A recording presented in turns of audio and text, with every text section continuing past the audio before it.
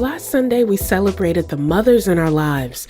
But for many Black women, becoming a mother poses real medical and emotional challenges. Black mothers in Connecticut face substantial barriers to the joy of a safe, happy birthing experience because of racism in the healthcare system. This is Disrupted. I'm Kalila Brown Dean. Coming up, we'll hear from a doula who's creating better birthing outcomes. But first, I'm joined by advocates for Black maternal wellness here in the state. Dr. Lucinda Canty is a certified nurse midwife and assistant professor of nursing at the University of St. Joseph. Dr. Takesha Dewan Everett is executive director of Health Equity Solutions. It's a nonprofit promoting equitable healthcare access for Connecticut residents. And Zaria Smith is health policy fellow at the Connecticut Commission for Women, Children, Seniors, Equity, and Opportunity. The statistics are jarring. In Connecticut, babies born to Black mothers are more than 4 times as likely to die before their first birthday compared to babies born to white mothers. That's according to a 2018 study from the Connecticut Health Foundation. And Black women across the country are 3 times as likely to die from pregnancy-related causes compared to white women. That's according to the CDC. I asked Lucinda Canty to talk about her birthing experience and how it shapes her work as a midwife and professor. So my son is 11 now. And as a nurse midwife, it was very overwhelming because you always the possible complications, but you also feel like, especially your first time, am I doing the right thing? Am I eating the right things? If I turn this way, am I going to do something to the baby? So it was very overwhelming that even once I had an ultrasound and they couldn't see his heartbeat well. So I was nervous, and I went to my friend who was an OB and I said, they don't see the baby's heart. My baby doesn't have a heart. And she's like, cut it out, just sit down, write a journal. You're just thinking too much into it. But it just showed me the power of that support because it helped ease my anxiety. And then, I had a long labor. I had to be induced because the baby had low fluid. But I always had this dream of having a vaginal birth. But I ended up with a cesarean because I wouldn't dilate, and then there was fetal distress. And it was so overwhelming. And then to have a new baby, and again, those same questions start all over again. Am I doing the right thing? And as a midwife, it was like I deliver the baby, then I give it back to the mom. If the baby starts crying, give it back to the mom. So this time it was like I had to go home. So when I was discharged, I was like, I have to bring him home with me all by myself. And his father was involved, but it's still so overwhelming. And then what a part of my experience was feeling, my moods changing, wondering if this was depression, but then also feeling like I'm a new mom, I shouldn't be depressed, and not knowing where to go or who to talk to. And I always wondered, what would have happened if I had someone to talk to and they say, this is normal. You're going to be okay. Or, these are normal emotions. We can get you help if you need help. But just having someone to talk it through, because sometimes you feel like family doesn't really understand. Everyone's like, oh, don't worry, you're fine. Even the doctor, I even checked off on the form that I had some moods changes. And they were like, they didn't even look at it. And I was too embarrassed to bring it up. So anyways, I just wish I had someone to help me navigate my way through. Zaria, I'm listening to Lucinda talk about her experience, and so much of that resonates with me, and feeling like this is this beautiful time in your life. You're supposed to only be happy and excited. And if you're not, that means that maybe you failed at that. And being able to communicate that and have that taken seriously is a part of this broader issue when we talk about that. Talk to us about what's behind those numbers and why giving birth is such a dangerous experience and often a challenging experience, not just for mothers in general, but for Black mothers in particular. Black infants now are more than twice as likely to die as their white counterparts. So the infant mortality rate for Black infants is about 11.3 per 1,000 live births compared to 4.9 for white children. And Black women are about 3 to 4 times as likely to die from pregnancy-related causes compared to their white counterparts, unfortunately. And so this is similar for Connecticut, where Black babies are about 3 times more likely to die in the first year compared to white babies. And this statistic is actually 2 times for Latinx babies compared to white babies. And so again, the statistic in Connecticut is there's a Black infant mortality rate of about 48 infants per 1,000 live births for Black children and 14.8 for white children. I want to follow up on that and ask you about this concept of weathering that has become so important to understanding not just the numbers, but also addressing the why and the how behind those statistics. I find it really interesting. So I was able to testify in support of doula certification a few weeks ago for the Connecticut legislator. And I'm a public health student. I'll soon be graduating. But one of the first things that I learned coming into the program was this concept of weathering, the weathering hypothesis and its relation to Black and maternal health and infant health. And so what this idea is essentially is that Black people, right, are sort of constantly subjected to this racism, be it interpersonal, structural, what have you. And so this constant exposure to racism, especially early on in life and continued throughout, adolescence and adulthood, puts stress on the body, right? So that it causes increased cortisol levels. So cortisol is that stress hormone. And so when you're thinking of fight or flight response, right, you're thinking of rapid heart rate, shortness of breath, even a lot of people when they go to the doctor, and they say I have chronic headaches, and they say it's because you're stressed, right? So we see a lot of the stress manifesting itself, physically a lot. And so the chronic stress that especially Black people are subjected to as a result of prolonged exposure to racism results in the early onset of disease, right? And this results in this sort of wearing away of the body, increased wear and tear over time, which eventually makes, especially within Black mothers, right, makes it so much more dangerous for us to give birth because our bodies are already sort of worn away and our immune defenses are worn down, which makes us more susceptible to complications, and puts our children at risk, essentially. Takesha, we're finally getting to a point as a country where we understand post-traumatic stress disorder, where people have some experience or collection of experiences and it manifests in this trauma. But really what Zaria is talking about is a perpetual traumatic stress, that as you are constantly navigating issues of race and racism, it has this impact on your body. And I'm thinking here about the conversations around COVID-19 in the beginning, when we saw these disparate outcomes and people suggested it was about individual level choices that lead to these comorbidities without addressing the structural repeated harms that make people, and in particular Black women, more likely to have these negative experiences. What are we seeing here in Connecticut related to health disparities and inequities that create the conditions that Lucinda and Zaria have talked about? Yeah, well, I always think it's interesting that we live in the tale of two Connecticut's, at minimum, two Connecticut's. You can look at any sort of statistical report that comes out, and on any given day, we are somewhere fluctuating between number 3 and 5 in the nation as one of the healthiest states in the nation. We fluctuate somewhere between 3 and 5 of one of the top wealthiest states in the nation. But in that same vein, you can flip that. While we're number 3 or 5 healthiest state in the nation, we always rank at the bottom between 42 and 43 when it comes to health disparities. And when we look at being the top wealthiest, one of the wealthiest states in the nation, we also have one of the largest gaps between those who have wealth and those who do not. And we're the 5th most segregated state in the nation. These are things that people don't necessarily start to think about when they think about Connecticut.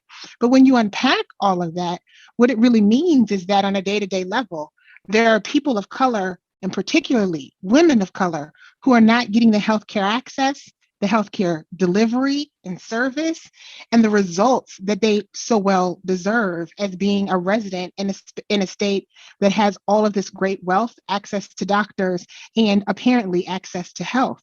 So when we look at this, it's important that we connect the things that both Lucinda and Zaria have said before me to this very particular notion that you could live in a space that has all of this access and all of these great things.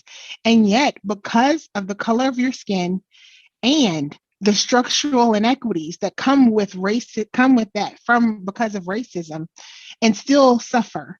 And great access is right around the corner, but you are suffering daily and consistently and constantly.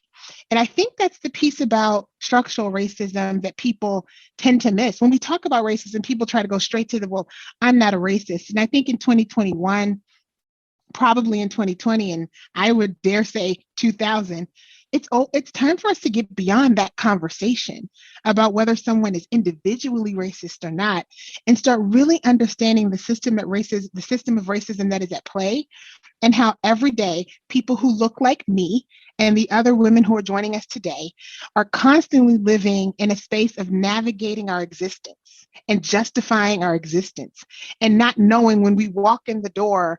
I'm recalling the story from Oprah, when we walk in the door and we're Oprah Winfrey to buy a Hermes bag, whether we're going to be treated as less than and demeaned and discriminated against because of our skin color, our hair, and the perceived notions that come with that. This is something that people need to start thinking about daily, because that system is at play in the background, whether we are interacting with somebody who is or is not interpersonally racist. It doesn't matter to us. But someone like me who has multiple degrees can never, ever walk freely into a space thinking I'm just going to be honored for who I am, what I know, and the work that I did here. I always have to question, who is the person? Because they're there. Who is the person who's going to question my existence, my relevance, and whether I should be here? And when you pair that with mothering and birthing, I just listened to Story, and I really hope we hear what she said. She had all the knowledge and skills that anyone needs to help any other mother do this, and yet still questioned in the whole process herself. And that's not because of her, it's because of a system that calls us to do that constantly over and over again. And yes, I mean, I've never given birth, but let's just talk about it. We don't get classes. No one teaches us, and we could talk about that at another time, but no one teaches us. So there's always a part of self-joy and self-doubt that comes back and forth because we are so conscious about doing the best that we can for our children. But there's a historical trauma that is linked to the process of Black mothering and to the process of Black birthing. And if we don't tap into that, we're really missing the point. So I want to talk about that historical trauma. But as you were talking to Keisha, I was remembering hearing Serena Williams talk about her experience. Here's this woman who has access to the best medical care that money could buy, who has done all of the things to create this perfect birthing experience and has the kind of cachet that we think would ensure a positive outcome. And she talks about what it meant for her as a professional athlete to be very attuned to what her body was saying, to still not have her medical care providers listen to her say something is not wrong, and that something being wrong literally could have resulted in her death. And so what it means to have to fight to affirm that existence, to have to fight the self-doubt that you face and also the doubt of those who are there to provide care to you.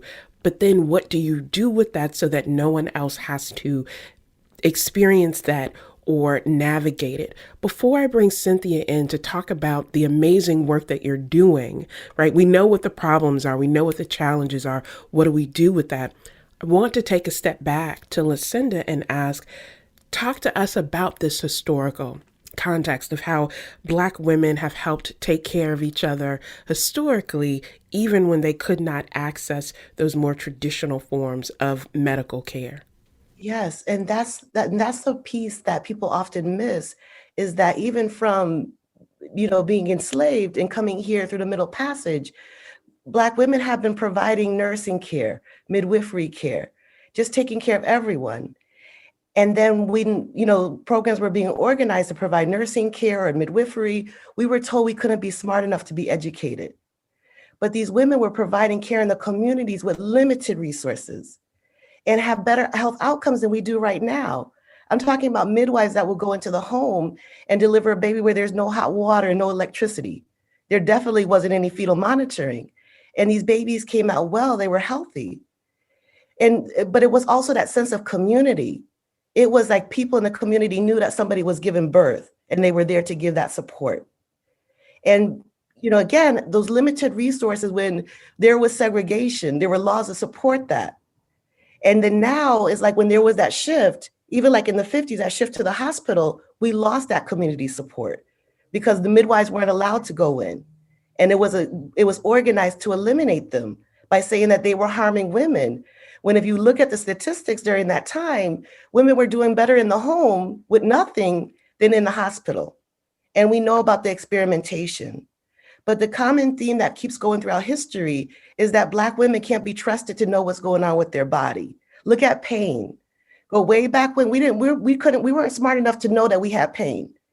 And somehow it still keeps coming through our society and the care that's provided. The scary thing is there's systems in place that help support that.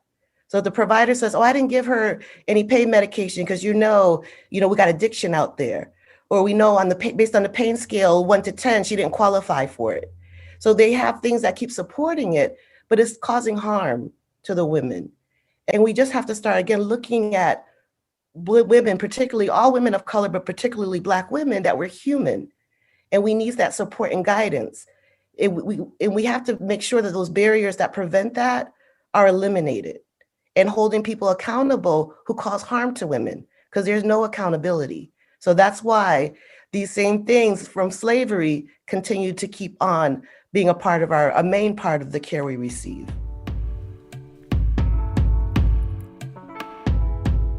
Lucinda Canty is Assistant Professor of Nursing at the University of St. Joseph and a certified nurse midwife. After the break, we'll be back with our panel, Dr. Takesha Dewan Everett from Health Equity Solutions and Zaria Smith from the Connecticut Commission for Women, Children, Seniors, Equity, and Opportunity. And we'll also meet a doula who's working to get more support for Black women across the state. This is Disrupted. Stay with us.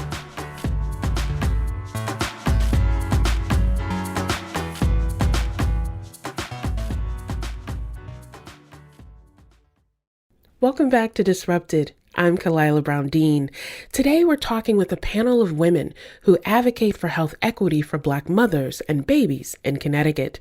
Lucinda Canty is a certified nurse midwife and assistant professor of nursing at the University of St. Joseph.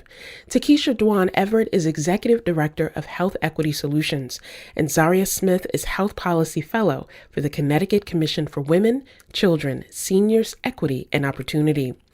Earlier, we mentioned the CDC study that Black women across the country are 3 times as likely to die from pregnancy-related causes compared to white women. Support during birth by midwives and doulas has been shown to significantly change those outcomes, and it can also decrease rates of premature birth and maternal complications. Joining our panel is Cynthia Hayes, a doula with Earth's Natural Touch. It's a Black-owned doula collective based in Bridgeport. I asked Cynthia to describe what a doula is and how she got into the work. A doula is usually a woman who has given birth, who provides support physically, sometimes spiritually, and definitely emotionally throughout a birthing person's pregnancy experience. So it's prenatal, it's during birth, and postpartum, which we're realizing is very, very important. We are non-medical, and there have been very early studies, maybe goes back as far as like the 90s, to talk about who are doulas and why are they making a difference. So by having a doula just present in your birth, right? Maybe you didn't even spend a significant amount of time with them prior to labor, but just being there during labor and providing information that they may need will greatly reduce the risk of C-section and other medical interventions, right? The use of Pitocin. It gives the birthing person a more satisfying birth experience. They're more likely to breastfeed. I started my journey quite innocently enough when I was pregnant with my first child. Of course, I'm reading up on all of the different, this is back in the very early 90s. And so I wanted to be prepared. And I had a Black doctor, didn't realize the significance of having a Black doctor. And I did have complications that came up during my pregnancy, but I didn't opt for a doula at that time, which really wasn't and isn't still a very popular choice for Black women. I had my mother and I had my sisters. And then later on, I wanted to have another source of income because, that's what Black women do. And so I had decided that I was going to be a doula. I was primarily working with, if you can imagine, because they were paying exorbitant prices to have us present. And I was primarily a postpartum doula. And I enjoyed it. I love children. But I started noticing that although some of these women living in these very lavish homes that come from backgrounds where they were very wealthy, they had a lot of family issues, so they didn't have a lot of support. Not only that, but they were having these horrible birth outcomes. And I was like, what? It just blew my mind. Long story short, it just blew my mind. And then I started to wonder, well, wait a minute. If these women are having these type of experiences, what is happening to our community?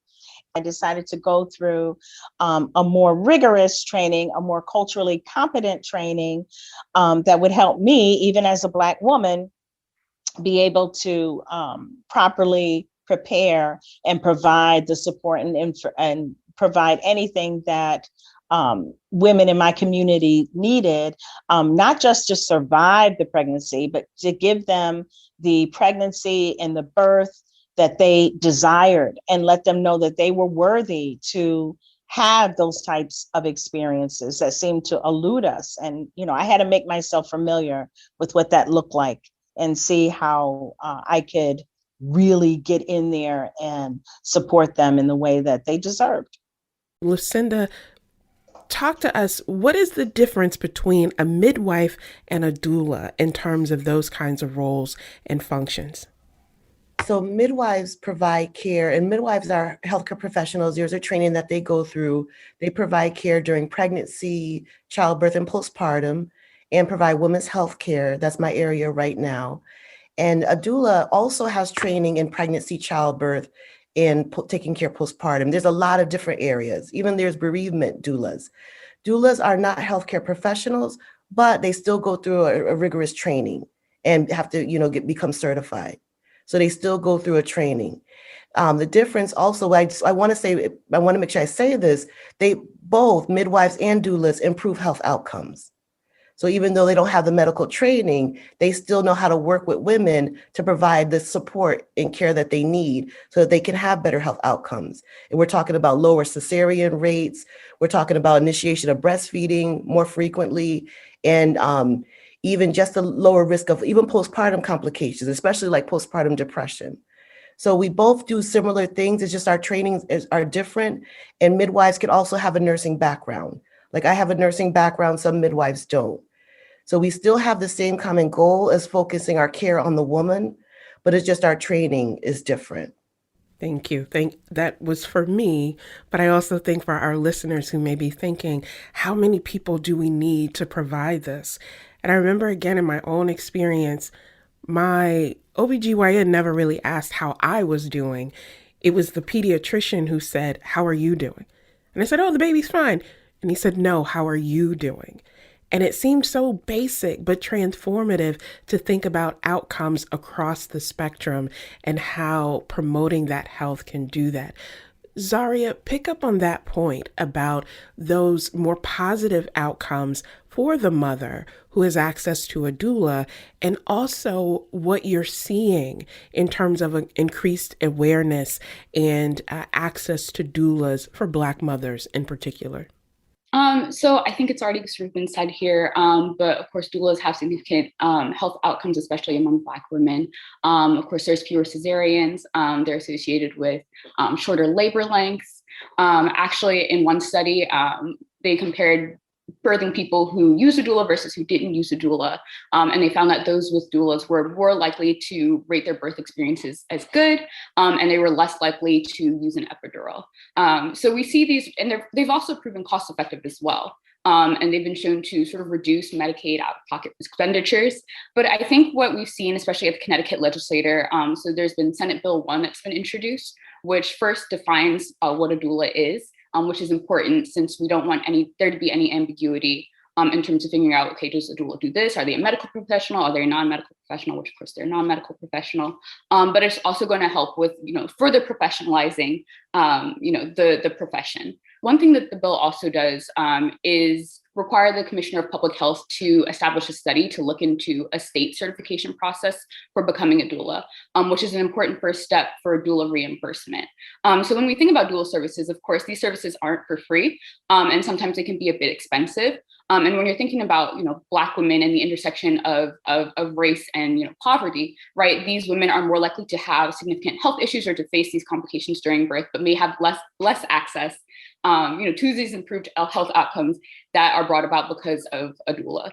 So what we want to do is we want to, again, have Medicaid reimburse for doula services to ensure that these individuals do have access to, postpartum care and labor and delivery care. But I think one thing that's been mentioned here, right, is the lack of sort of, I suppose you could say, cultural competence. So of course, Earth Natural Touch, right, they really focus on Black women, but a lot of doula training programs don't necessarily do that, or they don't touch on perhaps issues of intimate partner violence or the LGBTQ plus community. So definitely making sure that doula, the state certification process that would come about as a result of this bill is considering, right, these marginalized groups is going to be really critical.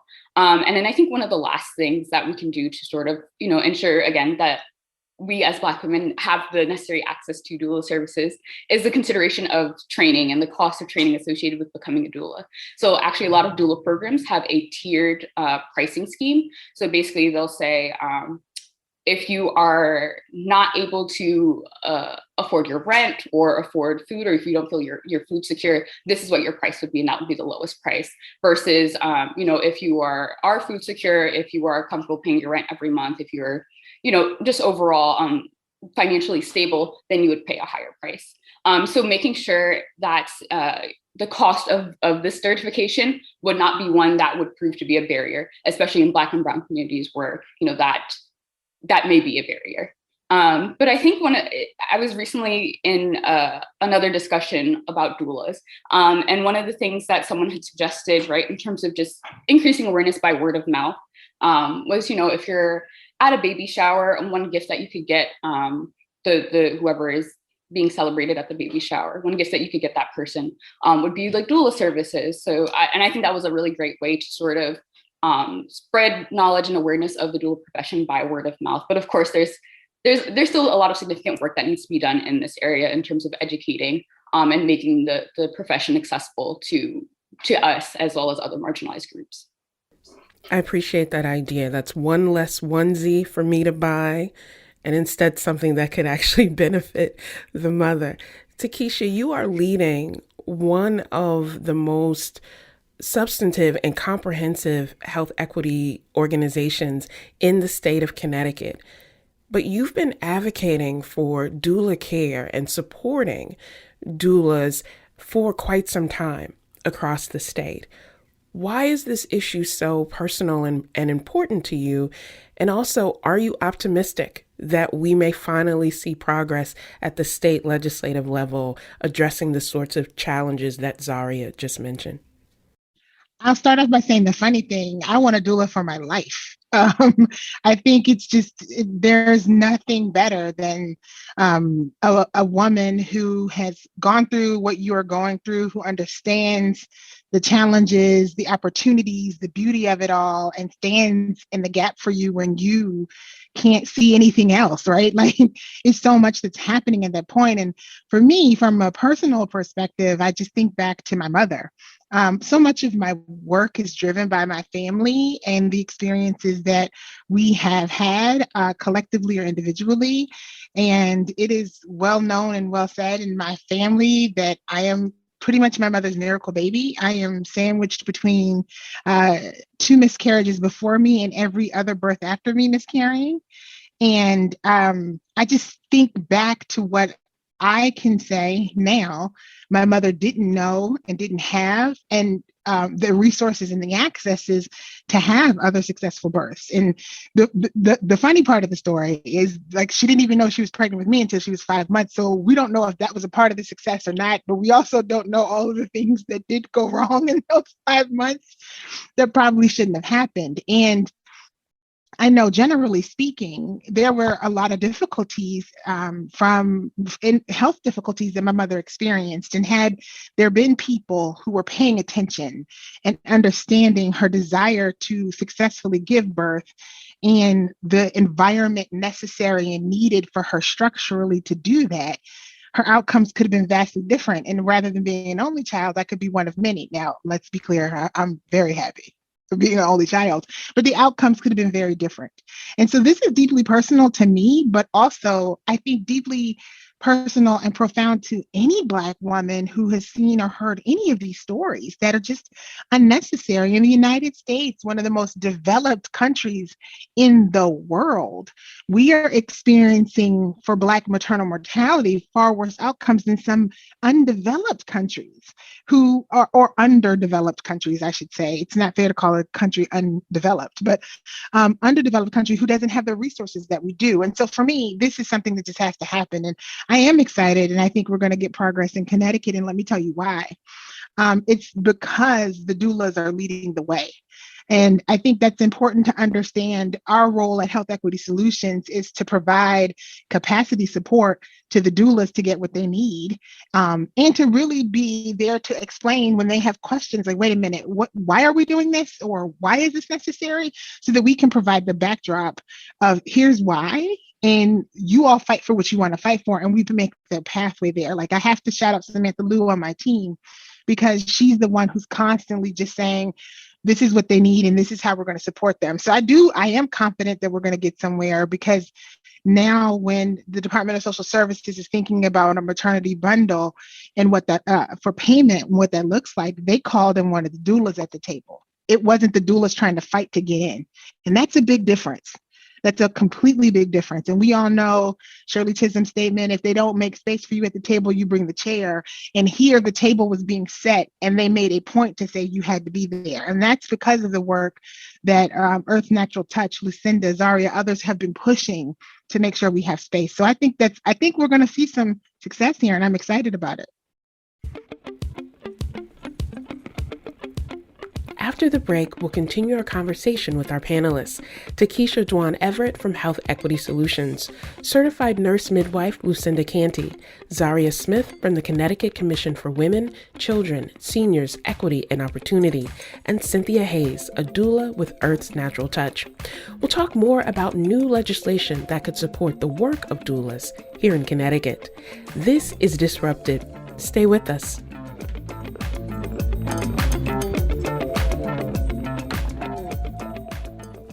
Welcome back to Disrupted. I'm Kalila Brown-Dean.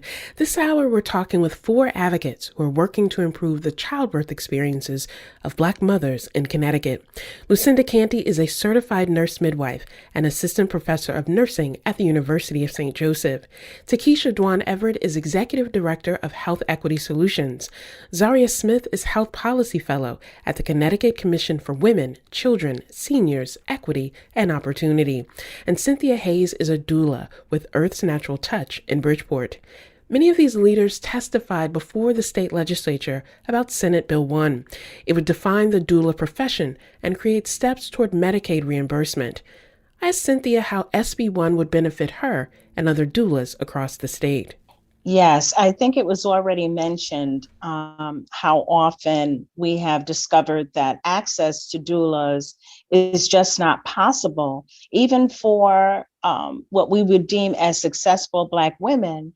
And that's for many reasons. I mean, first of all, when we were talking a little earlier in the conversation concerning racism and how it affects Black women giving birth specifically, and all of the racism that they encounter, not just historically, but just in everyday life. And more and more studies are showing, and I don't want to lose the point, but more and more studies are showing that women who are educated in a different socioeconomic status or an upper mobile socioeconomic status are still suffering even more greatly so, because they are often the heroes in the family. So first of all, we just want to, if we're talking specifically about those families that are receiving Medicaid, the reimbursement to doulas for providing these services will also make sure that doulas can be able to concentrate on their profession specifically, to be able to provide this service and not worry about the compensation. It is very essential. And it also gives us the opportunity, as I mentioned, Earth's Natural Touch.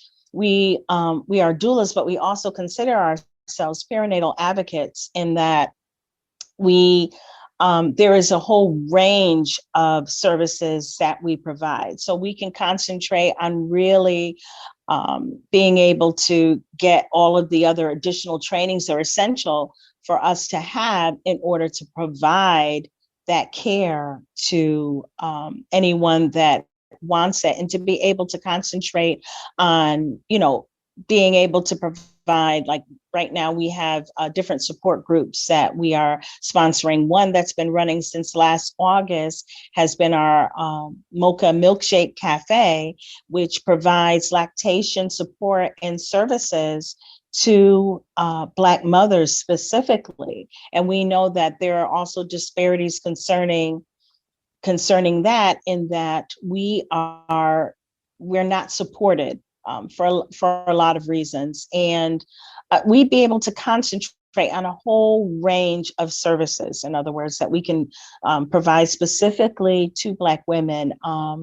And part of the reason why there isn't, there's not like a widespread information campaign that there needs to be, in order to let women know, not necessarily that, oh, you need us, but more specifically, you need to know that you can do this. And here we are used as a resource. And we just want to make sure that they have access to all of the resources that are necessary to just stop and terminate the disparities that are drastically affecting Black women and Black families. Lucinda, there will be people who will hear this conversation, and some of this will be completely new to them. And there will be others who will say, I wish that I could do this or provide this for someone else, but I just don't have the resources to be able to do that. What do you say to people who would like the benefit of having an advocate, of having this total emphasis on their wellness, but say that cost is a barrier? Yes. And I think that speaking up, first of all, is the most important thing. When I started looking into maternal mortality and maternal morbidity, Black women were being accused of not taking care of themselves. And what I learned is that was not true, that they're getting prenatal care in the first trimester. Some women are getting prenatal care at conception. So they're going through all the steps. So we have all this technology, and women are still dying or coming close to dying. So we have to do something different. So wherever you are, you can advocate for women to have doulas covered. You can advocate to have women receive better care. And I'm just looking at all this technology and making sure that a doula has a good wage, a good health, good support system, good money. You can still do that, and the costs are still going to be less than what is happening right now. If we could prevent a cesarean, if we could prevent a woman from having to go to the ICU. And again, it's just something that we're just going back to our roots to provide. But I think that we all have to speak up and say, these are things that we need, because I feel like we got to go to the people who are most impacted. We have to go to Black women and ask them what their needs are. What can we do to help moving forward? And there are women out there who are ready to tell their stories, because if they had a poor health outcome, they don't want it to happen to anyone else. I interview women who had severe complications. And they said, if my story could just save one person, I'm going to tell it. It's painful to talk about, but I'm going to tell it so that others can know what's out there and that other women can be supported through it. So I think that for us to knock down these barriers, we have to keep talking about it. We have to show the benefits, but we have to show the impact that it has on those most impacted. And we have to find, I always feel like the money is there. I went to one of the Department of Social Services meeting, the money is there. But the people who want that money are not always thinking about that Black woman. So we got to change where that money is going. But it takes us to look at a system that we're scared to look at because we know there's a lot of problems. But if we don't do that, these issues, we're going to be talking about 20 years, 30 years from now. So this is the time that we really have to look at it, and we can't do things the way that they're already being done. I still feel like the money is there. We just have to have it allocated in the right spaces. Takesha, we've heard about the work that's being done at the grassroots level. Zaria talked about the policy challenges, but also potential benefits of making this change and making this commitment. Is there a piece of SB1 here in Connecticut that you think can be most effective in addressing the range of things we've heard about today? Or are there other parts of that legislation that you think this is what we should be focusing on more to really understand what's at stake?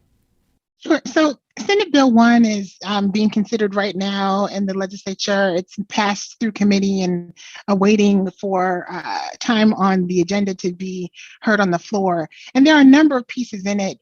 Most central to this conversation, the definition of a doula and the study, putting forth the study to actually define and understand what reimbursement would look like in the state of Connecticut.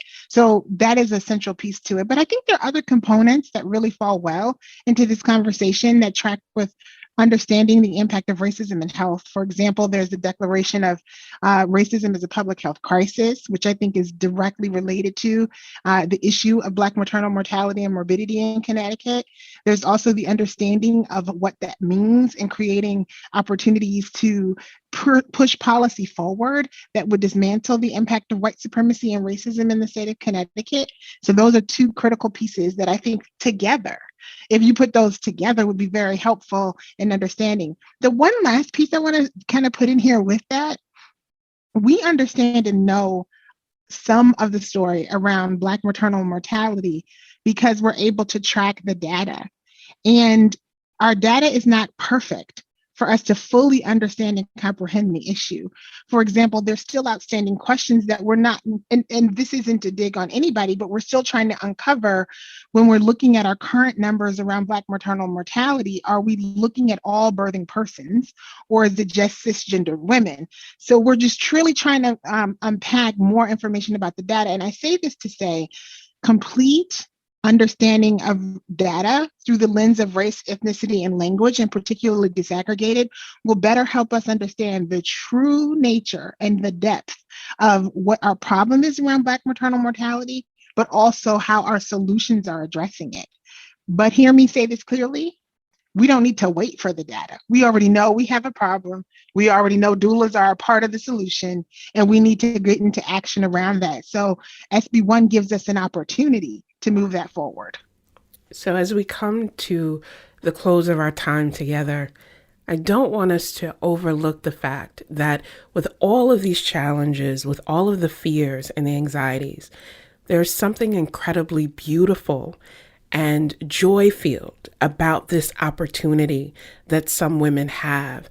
And in particular for Black women and for women of color and overlooked women in so many dimensions, this kind of joy is an act of resistance to say, in spite of how people try to limit my experience, or in spite of how people try to deny me this ability to know my body and to be in tune with that experience, I persist anyhow.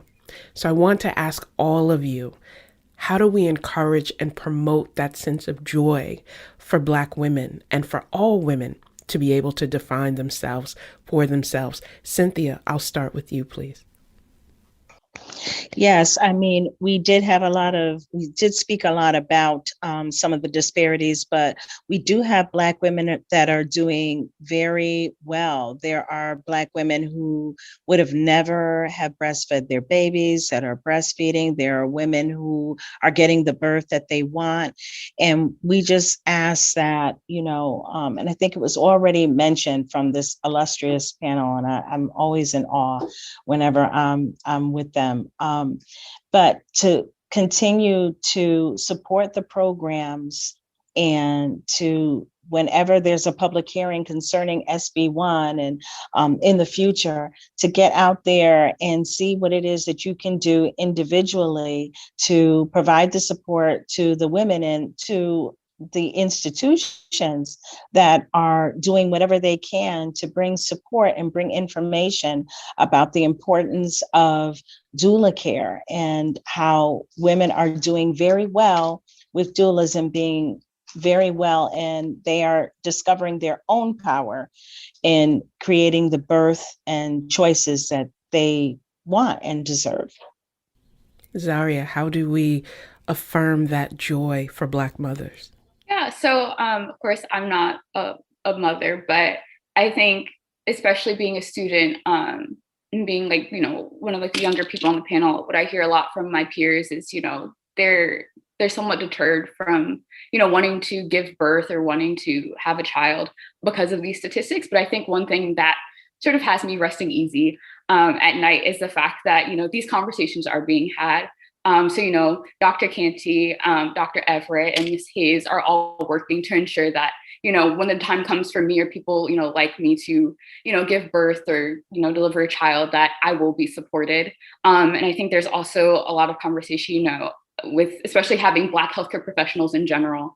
There's going to be more Black doctors, more Black midwives, and also these conversations are being had within professional schools, within graduate schools, within medical schools. So knowing that, potentially if I ever do decide to have children going into the healthcare space, I will see people like me. And even if I don't, there will be people who not necessarily understand, but are aware of, what my risks are and what I'm going through, and know that, my voice should be heard just as much as any other person's. I love that these conversations are happening, but also that they are intergenerational conversations so that people don't feel alone, but they feel connected and heard in a way that often gets overlooked. Lucinda, how do we affirm joy? Yes, and this goes back onto what Zaria and what you just said.